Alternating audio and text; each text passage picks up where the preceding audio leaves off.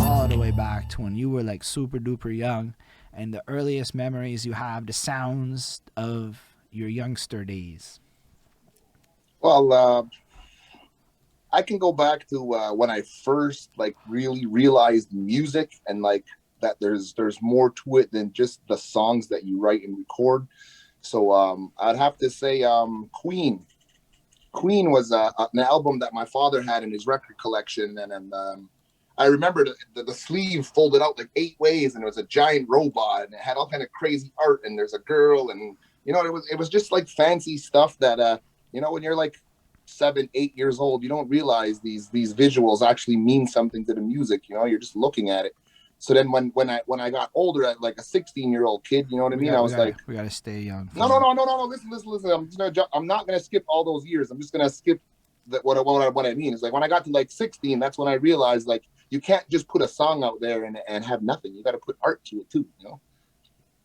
I So do. like I would honestly say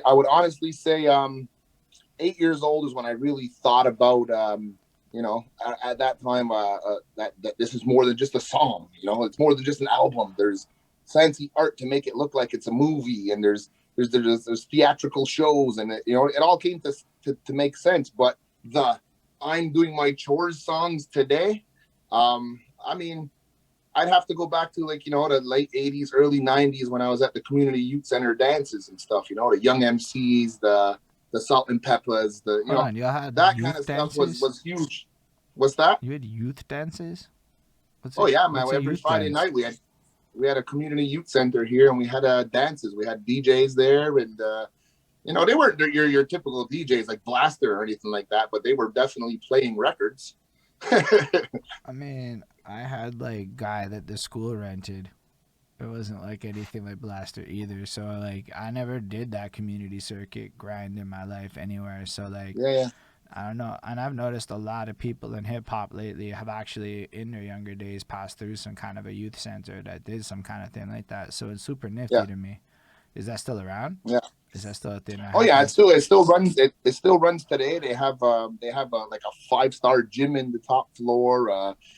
They do all kinds of crazy events for the community. Just actually, we're in the middle of the youth center winter carnival right now as we speak on this interview. So like they're big, man. I could remember playing ball hockey for a league in the youth center, and my team was the Jellyfish, man. Just think about that, like 7, 8, 9, 10-year-old kids running around screaming, "We're the Jellyfish." That's awesome, no?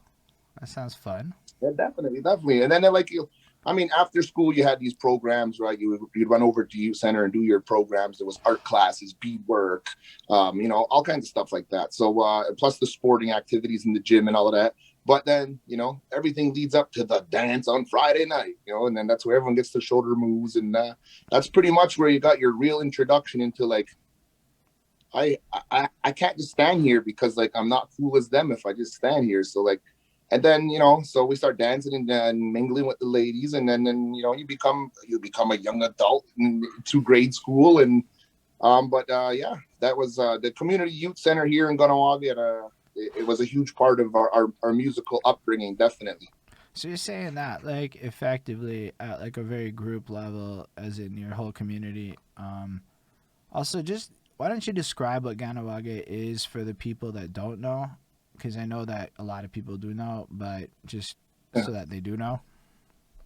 Well, we're Kahnawake Mohawk territory. On the big picture, they call it a reserve, but we kind of turned that around and said, you know what, this ain't reserved to us if it's our original land, so we're going to protect it as if it's our territory. Um, we try to keep as sovereign-minded as possible, as traditional to what is real in the modern world. And I'm just here to send a message, man. And the community I'm from is definitely a great place to be.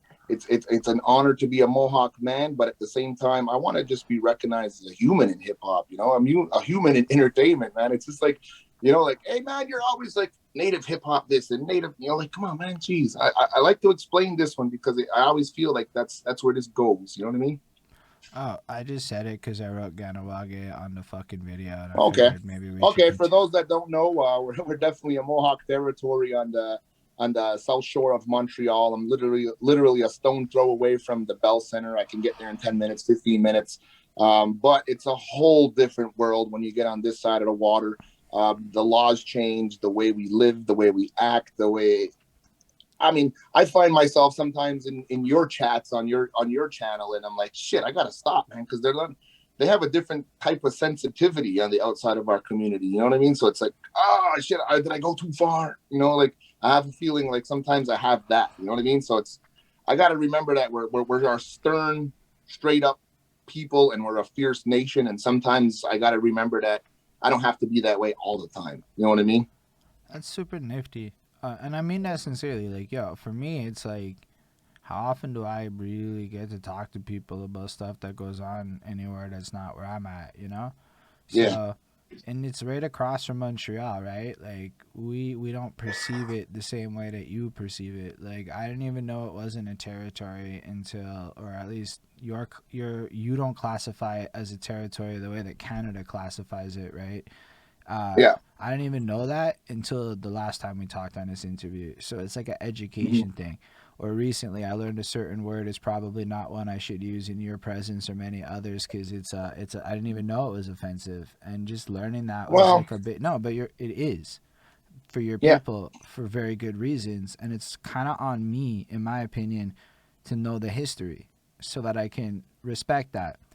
Am I gonna Yeah. maybe exclusively not use it for? I can't promise that. It's a very versatile fucking word, No, but no, definitely. when I think Definitely. about its inherent meaning, it really is specific, and it doesn't have a lot of deviations if you really break down the etymology of who Mm-hmm. used it and why in most Yeah. contexts. Even the context upon which it's used in hip hop is that it's breaking civilized norms. So it's like, Yeah. I get it. I understand why that's a bad word to maybe use.